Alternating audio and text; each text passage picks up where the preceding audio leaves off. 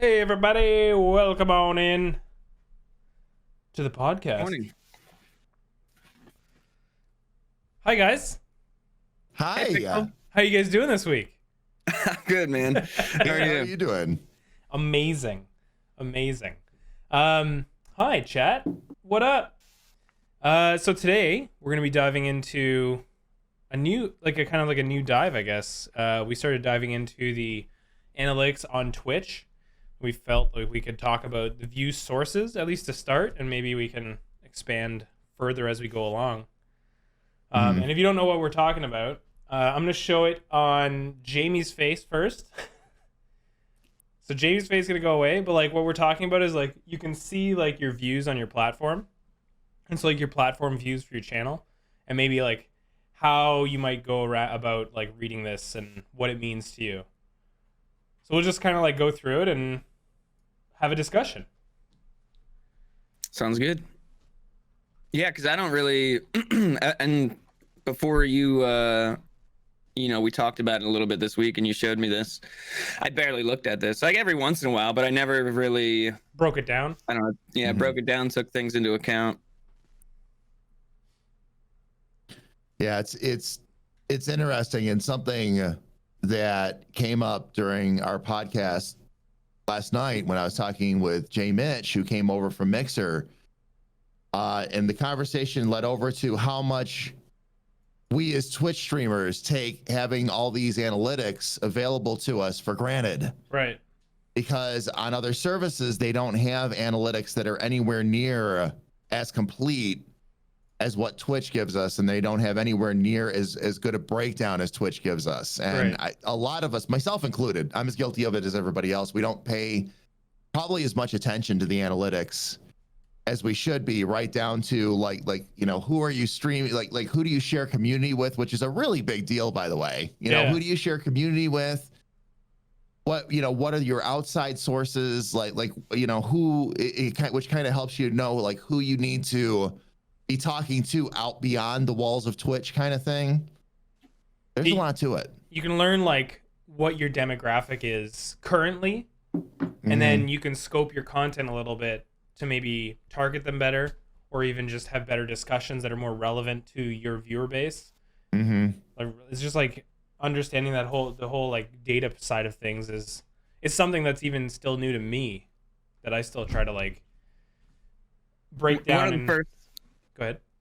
Sorry. One of the first things that like comes to mind for me is when I look at it and I see views from other channels, like that's just a good way to know where some of the same people in your communities are hanging out, and you can go to those channels and hang out with them when those people are live, and like that creates more of a bond just hanging out with them rather than being the streamer. You're like being a part of the crowd with them.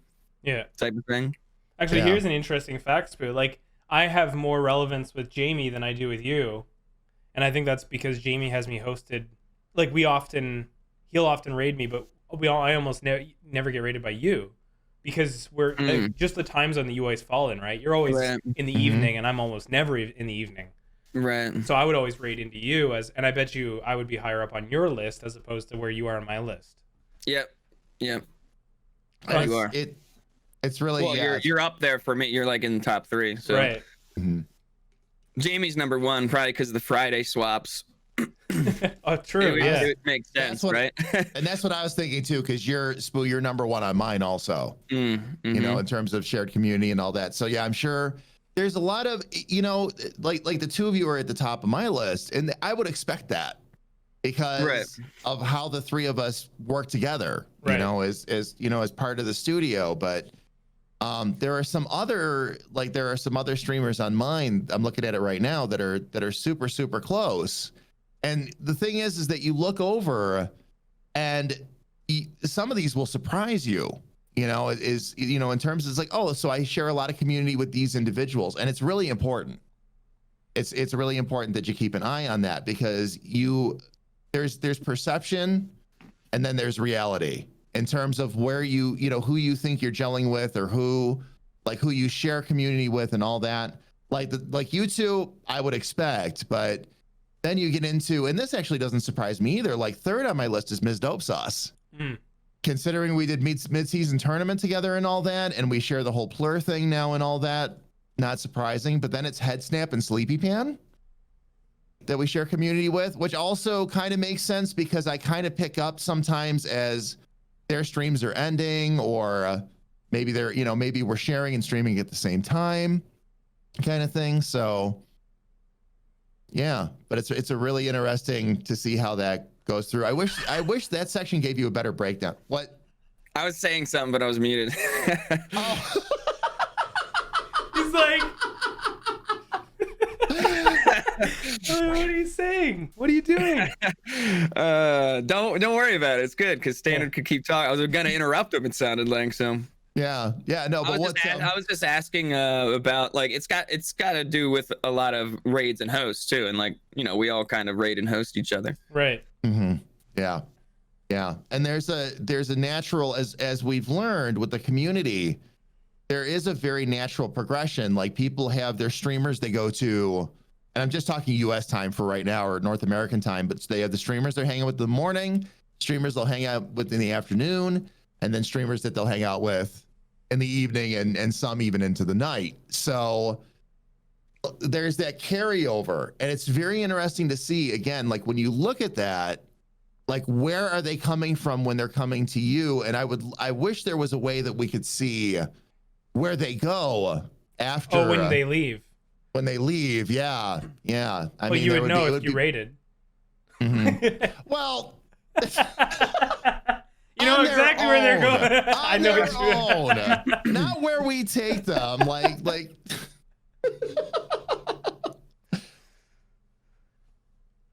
But it's a very, like, there's that interest. But again, it gives you an idea of maybe, you know, again, like where you should be looking, who you should be looking to. Like they are. You have to remember that these streamers that you share viewers with, they're basically you're sharing community. Everybody's part of that community. So yeah, you have relevant viewership between everybody, right? Mm-hmm. Yeah. And yeah, if you haven't already worked with those people, then that's like a sign that you could reach out because you have so much meshing with them already. Mm-hmm. Yeah. Absolutely. I think an interesting topic in the views section is your views from outside of Twitch, and I think it could be something that you can kind of gauge how relevant you are outside of Twitch. And I think it's a really cool tool that you can actually break down. So like, obviously there's in the outside of Twitch category, there's the multi-streaming sites, and I always have those. They're always up there in the top for that category, which is always the smallest category out of all my views. But within that, you can also break down and see, like, I get views from my YouTube now, which I properly pointed a couple days ago. I properly set up all the settings, and like from Twitch.tv and Facebook and Twitter, and that's from like all our posts. And if you wanted to like build up some of that relevancy, you can work on those channels and have more input coming into your Twitch. And I think it's such a great way to like kind of gauge how your other platforms are doing and how relevant they are to your Twitch. Yeah.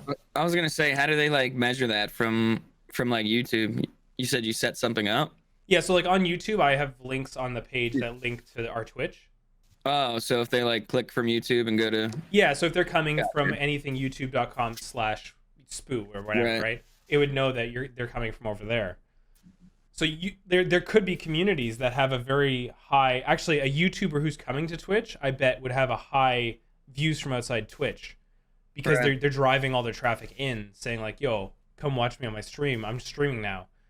Mm-hmm. And I think like it's so good to know those kinds of things. Something that when looking at the like views by source page, like when you look at the detail, something very interesting when you and I talked about it the other day that I want to take a second and point out to all of our fellow streamers out there. You know how we keep talking about and now I'm going to end up doing a video on this because, you know, length of the timers and how important it is to keep your mobile viewers in mind and all that. Over the last 30 days, like we always talk about it being about a 50-50 split. It's actually now more than half of my viewers are on mobile. I was just looking at that too. 57%. So 30, let's see, 40% through Android and 17% through iOS. And only 34% is through the web, through PC. Yeah, that's crazy. so- I did not think it was that much. Yeah. People watch on Yeah, mobile, it's- man. Like it's so easy to watch on mobile, right? And a lot of Yeah. people don't have PCs, like full setup PCs, right? Right.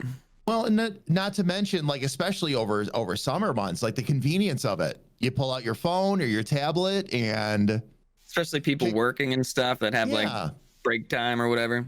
Oh yeah. Yep. Absolutely. Yeah, I was just trying to show it over Jamie's face. Like these are the views by platform for our channel. So like you could see like exactly where your viewership is like from, and you can gauge your content accordingly. Yeah. I mean, that's why it's easy to say like 50% of your viewers on mobile, and I believe that as we go forward, it'll continue to grow on mobile devices. It's just easier to watch, right? And as the internet becomes more unlimited on mobile, because that's pretty new around here in Canada. Like I think that was like a year or two ago they implemented that where you could get unlimited data on your mobile device.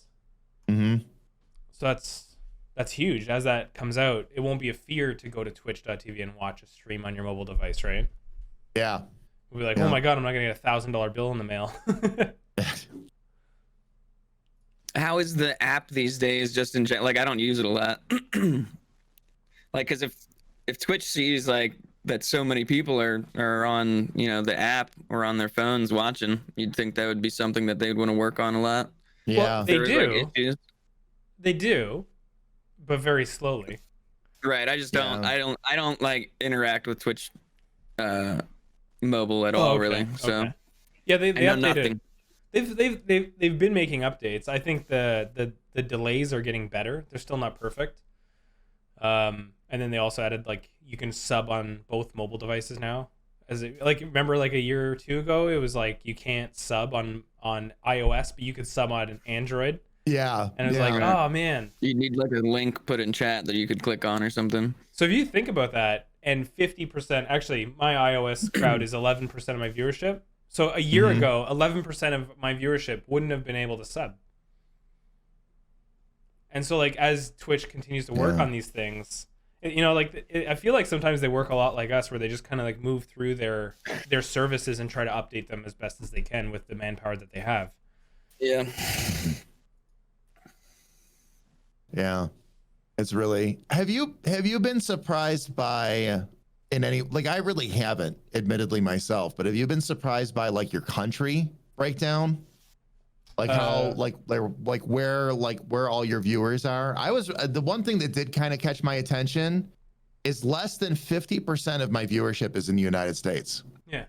Where I'm based, which I thought was really interesting to see. Like actually number 2 for me is the UK, which I kind of knew.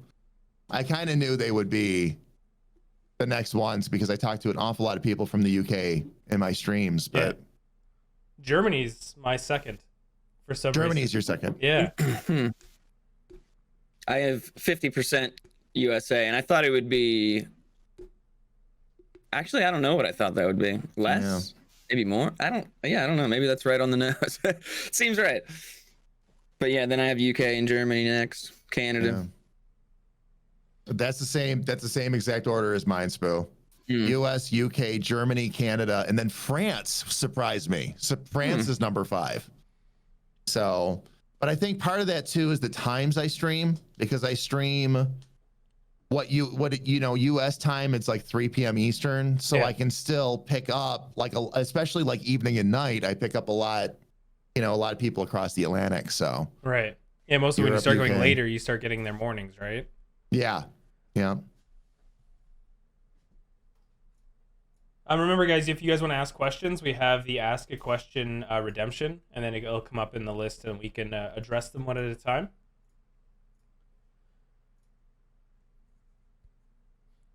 So like, it doesn't seem like a lot of view. Like, this is over 30 days, and it says views from channels and views from outside Twitch, but it doesn't seem like it's a lot of views from those things From outside of Twitch? compared to like views by location and platform. I'm just trying to understand that. And views from Twitch, yeah. Well, you got to remember that you've got people who so your views by location and views by platform is total. That's all your views. When you look at views on Twitch channels and outside of Twitch, that's the top broken down.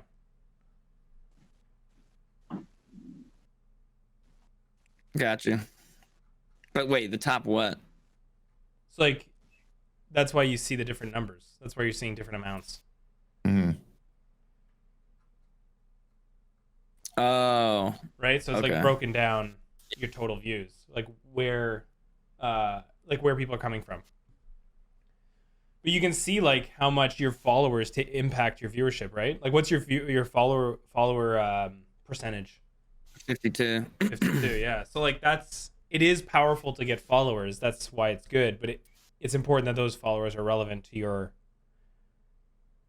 what you do, right? If you for example pay for followers, that percentage would be way down because that wouldn't be relevant followings. Or if you're in like a follow for follow community, and that's why we always say it's not that good. You might be going up in followers, but you're getting people that aren't really interested in your content. Yeah. Yeah. Indeed. Regarding the energy, just there's a command in chat, and I'm sure one of the guys will explain it during community day. Energy. What is one goal in your life that you want to complete with marbles? That's a deep question. Are you talking to me as like the dev, or are you just talking about each of us? Like as a, I mean, Jamie was talking about it last night on his podcast. Just to reach 1,000 marbles was like an end game goal, kind of, and that's something I've thought about too. Like it'd just be great, like to one day be like, filled the race. That'd be amazing. There's good. No one else is allowed in. Yeah, if I get 1,000 marbles in a race, finally, I'm spiking the ball in the end zone. It's like just find me, baby. It's really that's one of my fun goals. Is I want to have 1,000 marbles in a race. Yeah, for sure. At some point. And I've always like ever since marbles began, and I got this obsession over it. I've always my goal was just to teach people, because that's what you do in this game is like you have to teach people how to play it and everything involved. And I feel like it's a very small percentage of people that become obsessed and look into everything in marbles. It's based around the community teaching each other how to play it and what's going on and how to use camera controls and things like that. So that's always just been like a goal, not really an end goal at all, until we have 8 billion marblers in the world. I think for me it's a little bit different. I guess you guys are seeing it from the racing standpoint, right? Mm-hmm. I would my achievement with marbles is like I just want to continue making and trying to create the best stream interactive game possible for everybody to use and the best engagement like from the game. Like I want the game to continue driving viewership and helping streamers get to where they want to be. I think that's like one of the biggest things for me is like as we continue making more games, that's always going to be the goal, is like not just to satisfy my needs, but to satisfy the streamers' needs with their communities. Yeah. That's part of that's part of what always keeps bringing this all back full circle. Right. Too is it's like why are you such a community, or what makes marbles different, or what sets marbles apart? Well, that's what sets it apart is top down. We're doing all kinds of crazy community outreach and we're setting up things now where we can hang with other marble streamers. We've got multiple podcasts in the community going now where people are talking about all kinds of things, and it keeps going. Yeah, it keeps going. Like we're not stopping. We keep adding like more and more and more things in. We've got the classes set up in the Pixel Discord now. Like there's just so much happening. The class, it's a different approach. It is a different approach. I've actually been trying to find communities that do what we do, and I still haven't found one yet, where they're trying to really bring everybody in and really get everybody involved and really educate and teach and help new streamers get off to a good start. And there's a lot to it. But there's just so much to be accomplished here in this space. And that's truly like just my goal is like, as I continue to see like holes in the market, we try to fill them in a positive way and become a part of that space. Right. That's why like marbles led to the classes and now the podcast. And it's just like continuing the conversation and keeping the information flowing outwards, and whatever we're learning, we share with each other so much. And it's always being challenged by, like, we're always challenging each other, right? And being like, is that right? Or does this work properly? Does this work the way that it's supposed to? Or like, or what Spoo's doing with Community Day, right? It's like changing things up and trying new Grand Prix style events and seeing how that works. Yeah, and it makes all kinds of difference, because we're also willing, like, if something doesn't work, to step back from it and go, all right, we need to look at this a different way, or we need to change it. And it's one of the other advantages too with that really helps the community side, is the game is under constant development. So there's always something every couple of months, or actually every month, even with mid-season updates, there's always some new, whether it's massive or some little quality of life improvement, there's always something else to be looking forward to, Yeah, so. Always trying to, like, always improve, right? Always improve what we got. As long as we're seeing marbles, like, continue to hold people in their communities, because it's a fun experience, then we just keep leaning into it and keep trying new stuff and poking around. Keep it fresh too. If you're just continuously trying to brainstorm and think of new things and tweak events or tweak tournaments or just anything, just keeps it fresh. And keeps other people thinking too, because there's a lot of streamers within marbles in general. So, like, if they're seeing all this different innovative stuff going on around them, it's going to start making them think more of what they can do to be innovative as well. You're already seeing it just with all the stuff that, with the tournament kits that were released this season, and people were really coming up with, like, ideas for it. And then we're innovating onto the tilted tournaments, and we're doing podcasts and other events, and the marble team. It's just like, there's so much. And, even mixing up on Community Day, there's just like, we're just constantly trying to keep things fresh. And I think people seeing that in the community will also, their brains will just start thinking more about what they can do to do more as well by seeing more. Yeah, I mean, like, we're seeing it, right, with the like tilted events run by Shens, and, like, other events run by streamers just trying new stuff and pitching us good ideas, basically. Yeah. Right. Yeah. Would you ever consider writing a book about your process, how you came up with marbles, Twitch, and everything? I haven't even read a book, so it'd be tough to write one. Well, you just you gotta hire somebody to type it out. You just sit there and talk. That's how these things work. You need a I'm gonna talk and you write everything down. You need a ghostwriter, Mike. That's how you do it. How about, GJCS, how about views from outside of Twitch? Do these views still count? What does direct mean in that category? So we're not talking about your red number viewership. We're talking about your stats that are in your back end of Twitch.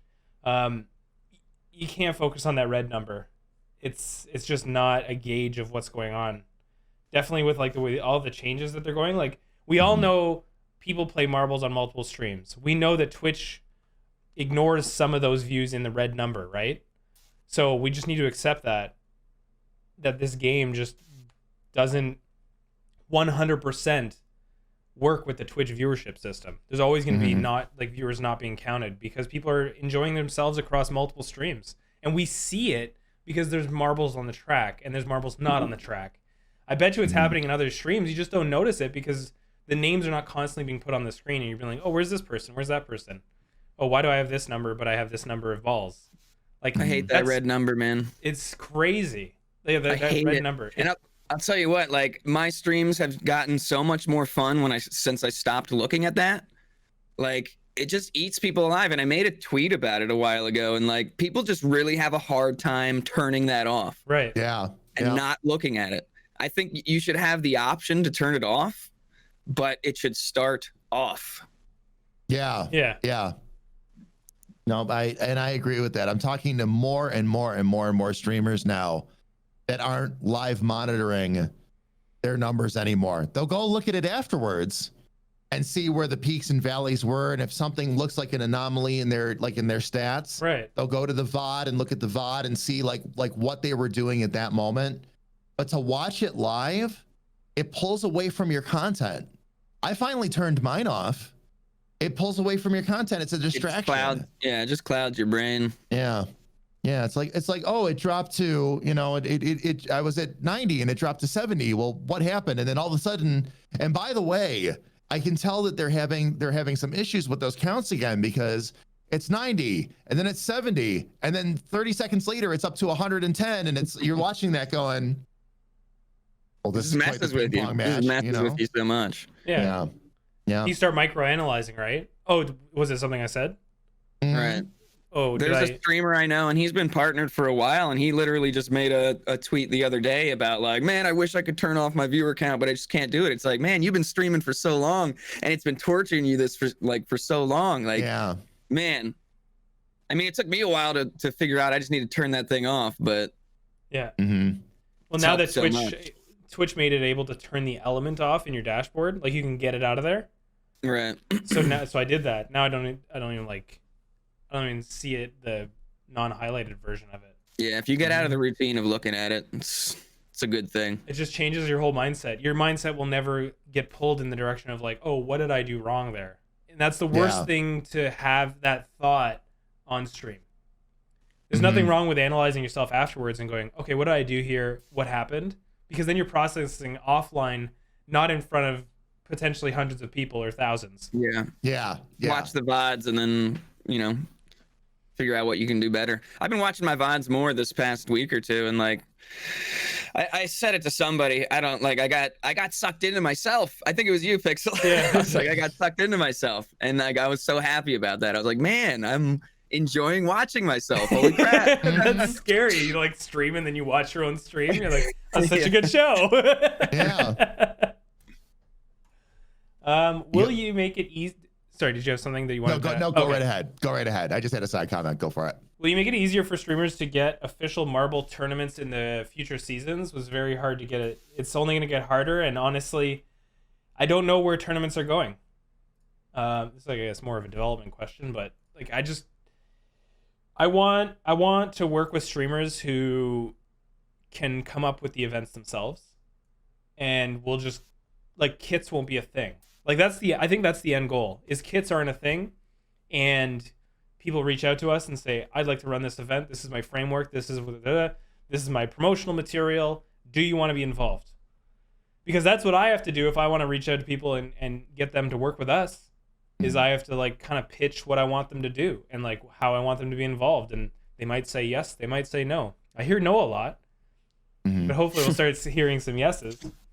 I'm just learning. I'm still learning this, but I know that is a better situation than just another tournament kit, if that makes sense. Spooo and I were talking about tournament kits yesterday, the day before. It's just like, it feels stale, right? It's like the same thing. You said that. It feels stale, and I agree. It's just the same thing over and over. So like, why not lean into people who are creating unique events that stand out amongst the crowd? Yeah. But we have to get there. We have to teach. We have to learn and like be patient. Like a year ago, I wouldn't have even thought about saying, I'm going to wait for people to reach out to me and run an event, because it was unheard of. Like, nobody's going to do that. But now we started creating the conversation. A year later, it's starting to happen now. And it just takes time. It's all about patience in this industry. Patience and like learning accuracy. And understanding. Yeah. Because like, you can't just be patient and not do anything. You have to look at what's going on around you and adapt and learn and grow. Yeah. Because there's people, there's streamers out there who've been streaming for 5 years and haven't changed a thing. And, they sit at 5 viewers for 5 years. Yeah. Oh yeah. Or what's worse is when they're streamers that have actually like had some serious success, and they were getting themselves to the point where maybe they were hovering around 900 to 1,000, and to your point, Spooo, like they kept doing the same exact thing, and all of a sudden now they're back down to 100, maybe less in their streams. Like it's an actual phenomenon that's occurred, because with the growth of the platform, it's like what we talk about all the time. Like, make a little improvement every week. Make a little change, do a little something. Like, always be developing your content. It should be constantly evolving. And if the content stops evolving and you stop doing other things with it, both on stream and off, that's where you start to slide backwards, because it's the same old all the time. And that's not just your community's perception of what's going on. It's what's going on up here too. It's like there should always be a little bit of nervousness. There should always be something a little bit fresh going on, because that keeps you really engaged as the streamer as well. Mm-hmm. Being excited about your own creations, right? Yeah. It's like I am attacking you, games. Sergeant. I'm attacking everybody. But I mean, I was in that same boat. I streamed to 10 people for 2 years, you know? Right. You get stuck, and you're like, you feel like you're helpless, right? Yeah. Because you're not studying the environment. Yeah. Yeah.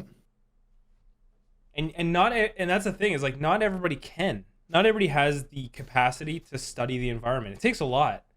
Like, I've been on Twitch for, well, like full time for over 2 years now, and like it took me a year to get a grip of what was going on, really.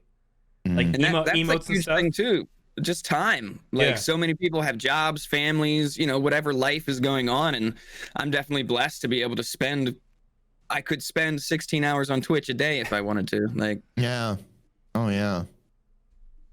Yeah, it's fun. It's fun, you know, whether it's about, you know, the time that you spend actually on Twitch with the community, or whether it's the time you spend creatively developing and working not just on Twitch, but you know, other content that go along with it. Whatever, I want to say, whatever your bag is, you know, there's so much to be done, and so much that you can wrap up into your content. And the fun part for me is, you know, like I've gotten to that point now where it's like, I want it all. You know, I want to spend time developing off camera. I want to spend time with community building, which is really what you end up having to do. You know, you want to spend time community building, but I want to do it not just on my own. I want to do it with members of the community. You know, it's one of the things that I love about Marble Team so much, is that like you have a group of people that get together, and you're not just going out and talking to them as one individual. You're bringing a group with you. Yeah. And hanging out, and that helps spur more conversation going on in the channels you're visiting. And yeah, there's a lot, and you have to kind of choose your path too, like what's going to be best for you and what's going to be best for your content. And that's the part that not a lot of people can teach necessarily. They can teach you the concept, but you kind of have to figure out on your own what's going to work best for what you want to do and how you want to build it. right. With these podcasts and more teaching that we're doing, I've been hearing myself say, you can lead a horse to water, but you can't make him drink. Right. It's just like I want to provide all this information for people and all these tools to use, but like we can't make you do anything really. Right. Yeah, it's up to you to take the reins and fight your own battle at that point. Yeah. But we're here to try and inform you as best as we can. Got one more. Are you guys worried about the age limit in your streams? Because I know a lot of families with kids watch Jamie's stream, and I know a few who make sure that if you're not old enough to let them know. I think Marbles is a great game to be family friendly. I have a hard time doing that though. So, but I do think it's a great game to be family friendly in. Yeah, in the end, it's the streamers to gauge their own content, right, and where it lives in the maturity scale. And you know, I know I'm vulgar and I drink, but I don't try to do that during like bigger, you know, like community day, bigger events. I hold back a little bit, but I mean, if anyone's been to my stream, they know that I can be a little vulgar and edgy, I guess. So yeah, I mean, that's something I'm working on too. I don't want to be as much as I am these days. So yeah. I don't worry about it at all. X-File, to answer your question, not for a single solitary second. But again, you've been to my stream and you know I run it guarded in that regard. And I've come up with ways that I feel we can still be adults, but at the same time, I don't have to worry about someone's 3-year-old walking by the computer and hearing me say, you know, this or whatever, you know, like I've got the blocks up for that kind of thing. And it's really not X-File. It's really not a problem unless somebody under the age of 13 has an account. That's really the only time, like for terms of service purposes and all that, that's really the only time it becomes a problem. If an adult is watching and one of their kids is in the room, that's up to the parent to take care of that. If I find that there's somebody on like in my channel or something like that that is under age 13, then it becomes my responsibility to report, but as far as being worried about it, not at all. And a matter of fact, I love the fact that we have such an incredibly wide demographic. I love the fact that, I was going to say that too. to my knowledge, that we've got people in stream with us ranging anywhere from ages 14 to 15 all the way up into their 70s. It is the most diverse group of people that I think I've ever seen. And everybody gets together, hangs out, talks about whatever, because everybody's just coming together around the game and the community. And I think it's awesome that everybody is that welcoming, because it's not something that having a wide demographic like that, you have some control over that with the game itself in terms of the appeal. But as far as how the community interacts with each other and how everybody gets along and the fact that they actually like really gel, that's up to the community to do that. You can guide as the streamer, you're the leader, but as far as like how everybody really treats each other, so the fact the community treats each other that well, that to me is a really significant point. Do you think the reasoning for that could be tied to the fact that we do have people of a really mature age? Because mature people, like an older crowd, is more mature, right? They'll deal with situations in a little bit more thought out manner, right? They might think things through rather than being emotional and acting out. Do you think that could be an impact to why the community is the way it is? Absolutely. I think that's got a lot to do with it, because I know I'm not the only one. I see a lot of, because we do have streams that are more mature, they don't put up very long with, the only word I can really use right now is I want to say shenanigans, but somebody comes in and starts acting up or trying to get a lot of extra attention or something like that, and everybody tires of it really, really quickly. I've been in a lot of streams where people will put up with that a lot longer than I've noticed in some of our streams, but it's like, I'm not saying like people are getting banned even or timed out, but the streamers and the community are actually saying, look, you got to settle down a little bit. Like, that's not what we're about here. And that's, we talk about teaching, and that's something else that maturity brings with it is maturity generally lends to people being teachers, willing to say kindly, say, look, you need to back it down a little bit, and it's, but I agree with that statement, Mike. I would absolutely agree with that it does lend to that quite a bit. Yeah, because that's like not by design, that's by accident. Yeah. It really. With like the whole diversity thing in marbles, since the beginning, I've always encouraged people to like check out other streamers as well, because I might not be their cup of tea, and like there's so many different people in this community. So I just always, and I think people respect that too, like pushing people like, hey, you don't have to like love me and love my stream. Like, there's lots of streamers out there. Right. Go check them out, go give them some love, see who you vibe with the best, and like hang out with them. Doesn't have to be me. Like, don't feel bad for maybe liking somebody better than somebody else. It's just natural. It's how humans work. Yeah. We want you to be happy. We want you to have a good time, so if you're not 100% happy here, it's not, we don't take it personal, it's not a personal thing. It's just, well, and you shouldn't take it personal. And I think that's something that streamers really need to understand. Like, people might have that mentality of like, I got to get more viewers. How does this guy have more viewers than me and blah, blah. But that's just like, I don't know. That's not a good mentality to have. You should you're in the same community. Just share, we all love the game. We might have different personalities, but we're all part of this community together. So it's okay to not vibe exactly with somebody, but just don't spread the hate or anything. Right. Yeah. And we were talking about this. We actually got into this conversation last night on my podcast when I was talking with Jay Mitch, and we started talking about the different values that streamers bring.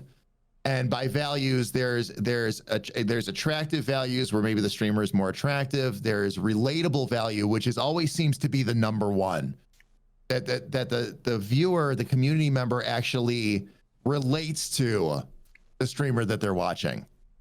And that seems to be like always the number one thing. There's comedic value, there's entertainment value, there's all these different kinds of values you can bring. But relatable is always number one. So again, Spooo, to your point, if you've got relatable value, if that person actually, that community member actually identifies with you, they're going to hang with you a lot more, because it's good friendship, right, is really what it is. You know, everybody's bonded, everybody's connected. I've never seen a successful streamer that didn't have relatable value. They have other values. They might, you know, normally there's other values that go with it, but relatable value seems to have to be number one out of that entire list. And yeah, once you've bonded that way, it's a very solid thing. Yeah, it's so pure. Mm-hmm. I'm not really answering development questions, Cappool, but like maybe in the future, like the track builder is going to continue getting updated, and we got plans for it. So keep your eyes peeled.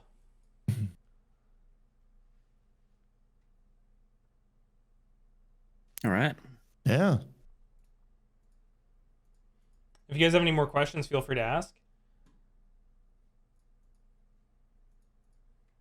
I'm just sitting here thinking about how much mobile use is on my channel now, and like, are you during the podcast? Are you a little tied up in the analytics now? It's like, look at that. Yeah, it's like, this wow. is really my first time like actually analyzing them or looking at them, or like, what does my stream look like to all these mobile users? Mm-hmm. So that's what's going through your head. Yeah. What can I make? Like, can I make a better stream experience? Because like 54% mobile users, that's a lot. It's a lot. Yeah. Yeah, it does bring it into focus. Like you know, everything you do needs to keep mobile in mind, and it needs to be big enough on the screen. Like anything you do, like any alerts or anything like that. If you want an alert to show, it needs to really be able to show. You know, one of the key things that I'm working on right now is rebuilding out my alerts, because so many things got goofed up with DMCA that, like right now, like for my raids, it's this tiny little thing that pops up in the upper, because it was designed for PC. It wasn't designed for, that particular alert wasn't designed for mobile. So this tiny little thing pops up you can't even read. Right. And so you have to change that. You have to be, and that's why like the other alerts, the ones that I built out myself, are actually bigger. Right. You know, it's like that way they can see their name come across the screen. They can, you know, they get to share in the experience. If you make things too tiny and you cut your mobile viewers out of that fun, basically, as you know, just like we're talking about right now, there's over 50% of your community, you know, so. Yeah. It's just, I don't know, that struggle for me is interesting, because I don't use Twitch mobile like ever. Once a month, maybe for like 10 minutes if I'm not near my computer for whatever reason. And I'm not a fan of having a lot of stuff on my screen, so I make it small. So like, I don't know, it's just, I'm just thinking about it, what I can do. So Hedry's got an interesting point as well. If you go landscape on the phone, your chat actually slides out and covers, I think, 33% of the screen. So if you have your camera, like I do, on the bottom right of the screen, you're actually getting cut off in mobile. Well, and like, I'm thinking about, okay, so you know how you see streamers with chat on their screen, right? Yeah. Like, that's a good thing for landscape watchers, because like the chat, you can slide the chat away, I believe. Yeah. And then if the chat's on screen, like you can still watch chat. You might be, you won't be able to type unless you pull that thing back out. But yeah, I don't know. I don't know if that's good for a mobile user though, because it's so small. The chat would be so small on the screen. Is it good having the chat on the screen? I don't know. I've never even tested that. For some things, but I think we have it. We have it over there right now.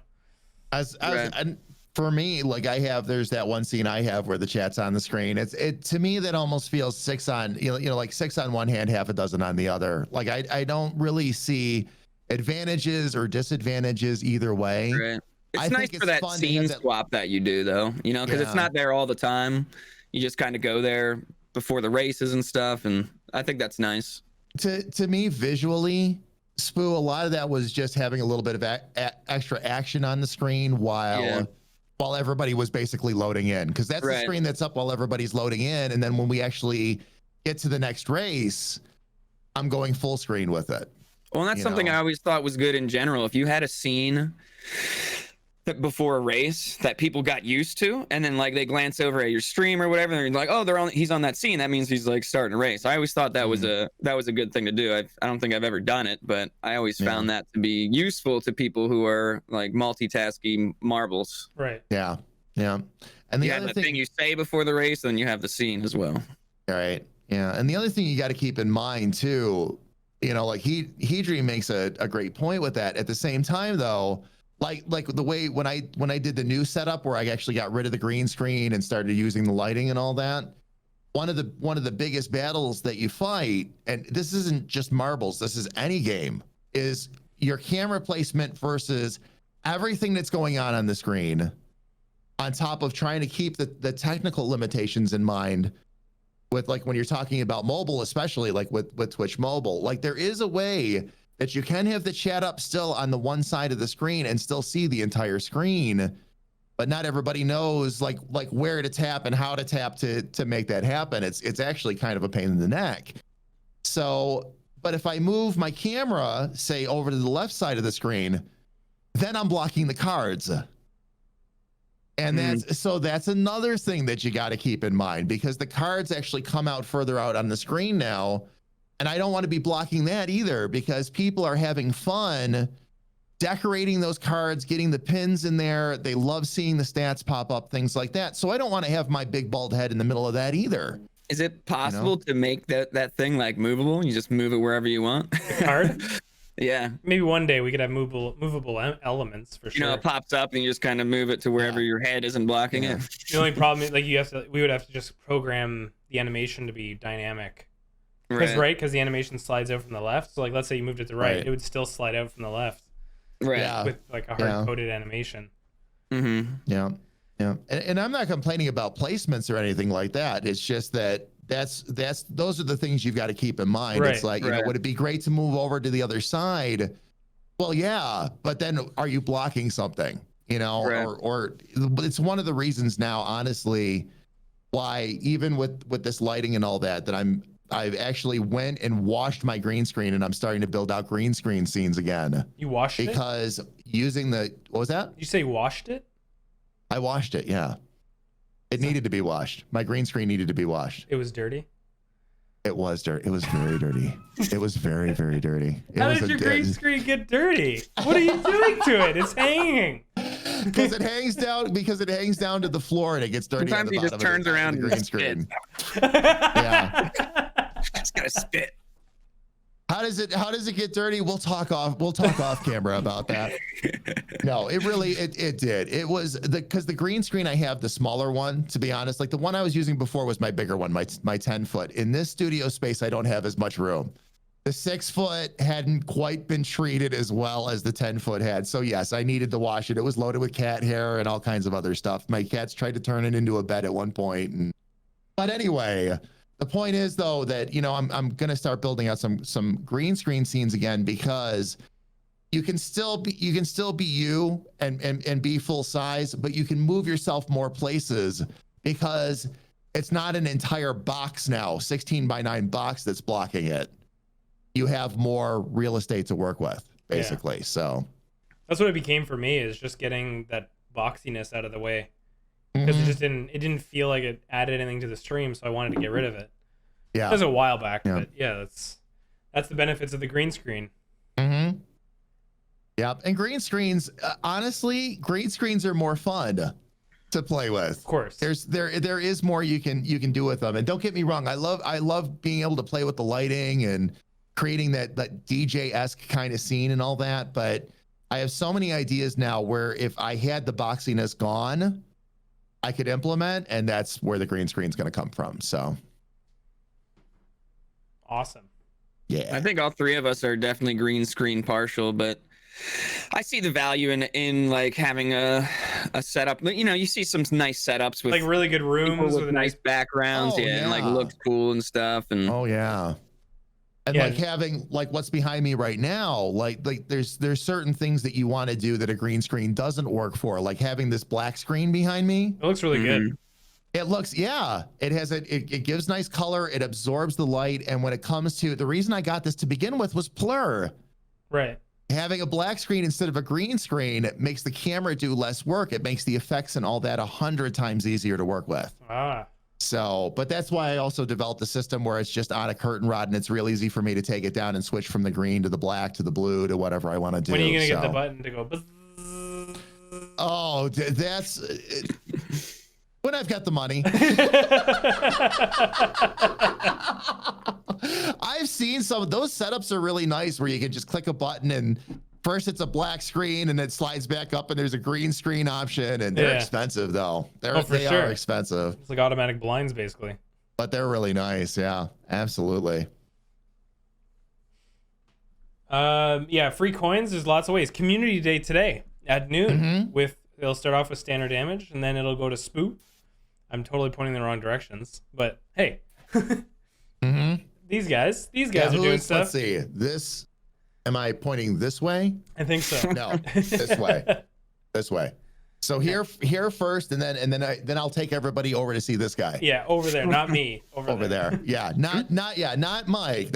Spooo. I'm taking everybody over to Spooo. But yeah, every single race is for coins or skin. You can win stuff every Friday. These guys work their asses off on Fridays, handling 500 plus people.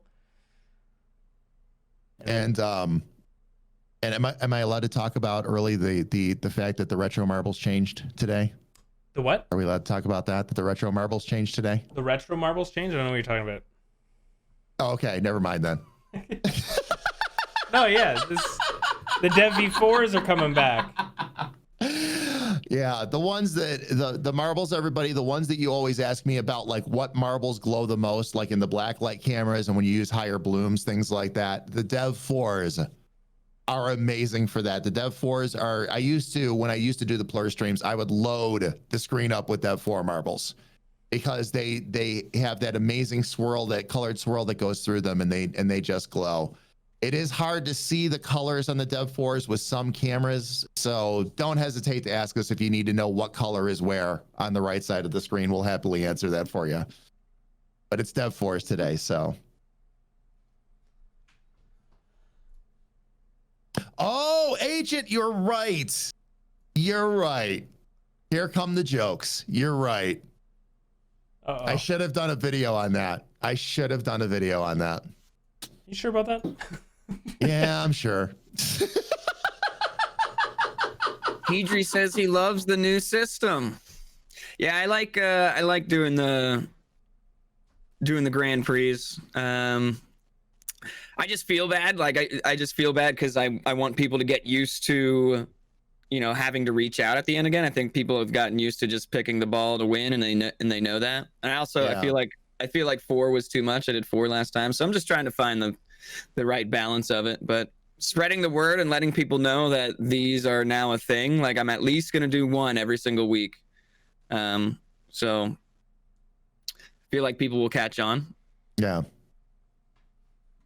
Yeah, and I'm still doing old system for the time being, everybody. I'm sticking with the you win what you race kind of thing. And once Spooo is done, like experimenting, and he comes to me and says, I really like this way of doing it, then then we'll talk and we'll do a switch up so it's consistent across both streams. But right now, yeah, I'm still old schooling it for the time being. There are some other changes coming up the road too that I'm going to be interested to see how that changes the dynamic.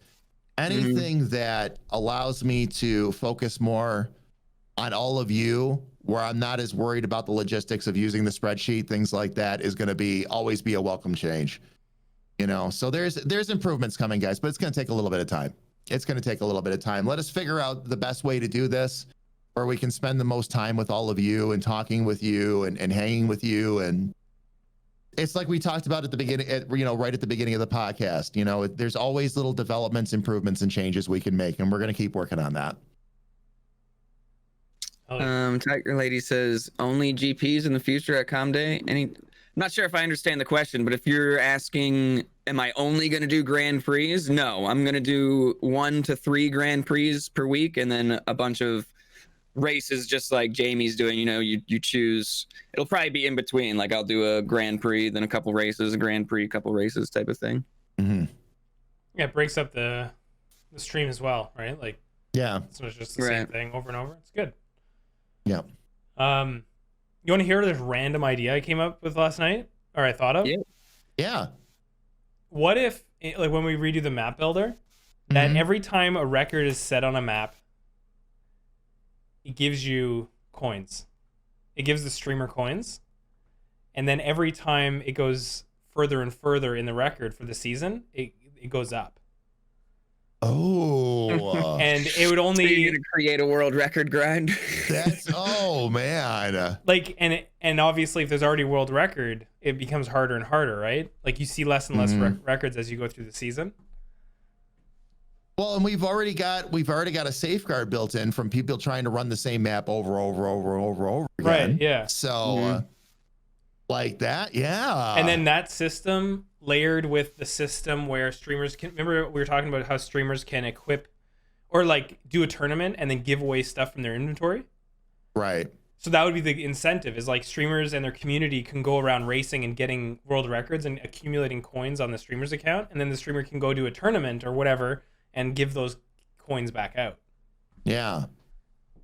I think it'd be so cool. I was just like trying to brainstorm the way everything kind of like works right now and try to like see if we can incentivize these kinds of actions.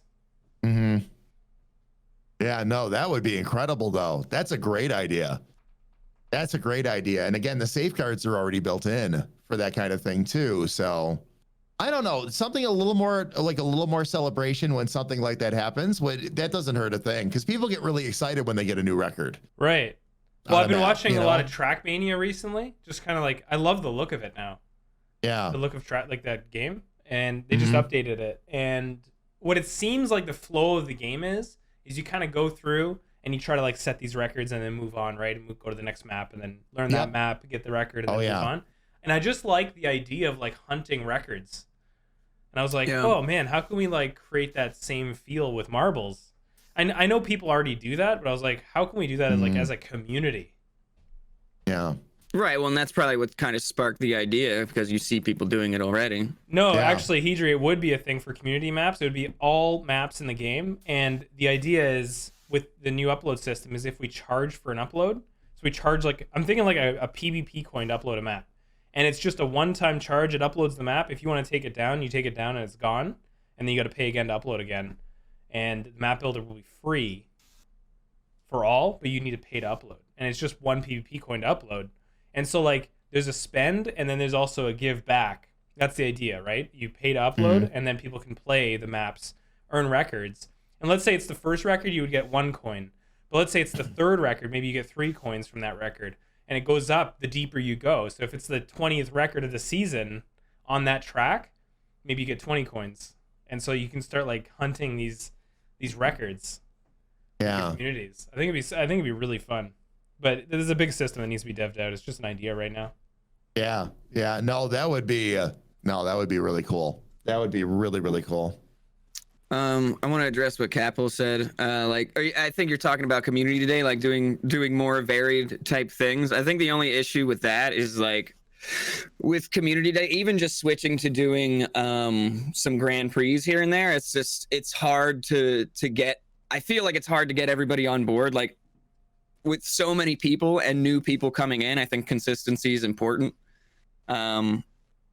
Not that we would never like maybe switch things up, but that's why I'm trying to make the Grand Prix like a set thing that I do every single week, just so people get used to it. It stays consistent. It's 5 races, top 25 at the end. Like I just want to keep that all consistent, and switching things up all the time it's going to confuse people. Yeah. I'm already feeling it just from doing the Grand Prix, like, just trying to get everybody to understand and be on board with it. Yeah, any changes that we do to those systems needs to be slow, gradual, and tested several times over, because you can create situations like there's all kinds of obstacles we've run into. Like I will occasionally get asked like why we do things in a certain way and why like I follow this very rigid routine while community day is happening and all that. And it's simply, again, like Spooo just said, confusion, and you have people that like want to race, but they're not 100% into the stream. And if you have to call them out and ask them a question, like when we come across a map where the marbles go flying out of the basket and I can't go look at those marbles to see what somebody chose, you can actually tie up a stream and end up doing less races because you're trying to get people to respond to you so that you can get them the proper prizes and all that. And yeah, it gets tricky. If you fall too far out of routine where everybody is gelling, you cause all kinds of hiccups, skips, interruptions. It gets tough. It gets tough. There's a reason why most tournaments and all that are very rigid. And it's for that reason. It keeps everybody in a certain routine. Think about what happens, and I know it's a big joke for in both Spoos in my stream, but when we get to the end of a Grand Prix and everybody's entering play, I'm getting everybody to type debated instead of fight them with the debated. Yeah, basically. I just stop the music and everything and get up to the big screen and I just stare at them like this. Yeah. And just let it, and I tell everybody, don't say anything. Like you call it out. I'm like, don't say anything. Let's just watch, everybody. Let's see how many we get this time, So, and it's fun. We have fun with it. And we, and again, we know you guys aren't bots, by the way. Right. Just that but that speaks to that. Everybody gets into a routine. It's like, oh, here comes the next race. I know what marble I'm entering with. I know which one I want to win. Boom, boom, boom, boom, boom. And it keeps it that way. And that's one of the reasons why, again, things stay a little more rigid on community days, because we want to make sure that we're taking care of you. We want to make sure we minimize issues with people getting the right prizes. And right now, again, we're still dealing with the spreadsheet. And as long as that remains a factor, that's an extra little complication that we have to take care of on top of making sure that we have the 400 to 600 people in there with us. Making sure that things are staying really warm and really friendly, and we're just in there having a good time with everybody. And I just randomly thought as well, looking at anything past the top 10 is difficult. Yeah.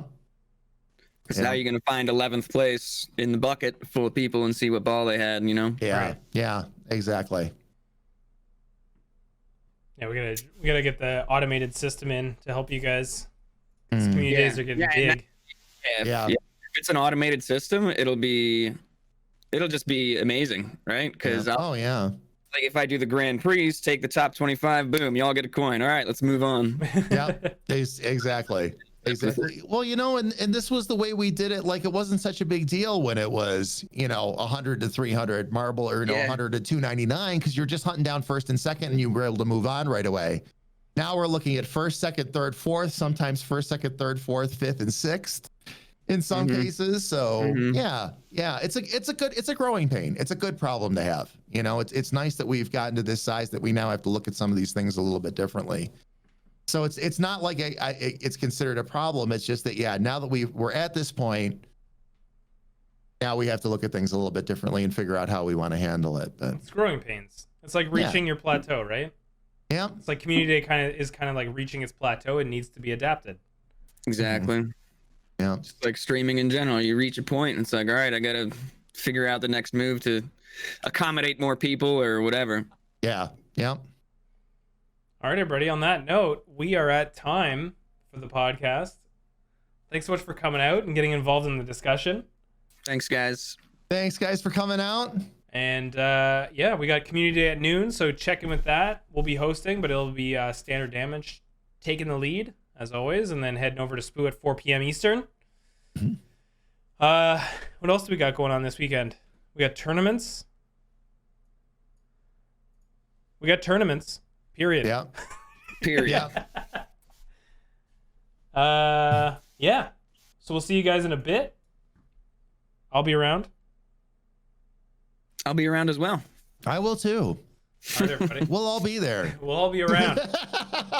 Thanks for coming out, guys. All right, guys. Thanks for coming out, everybody. We'll see you soon. Bye.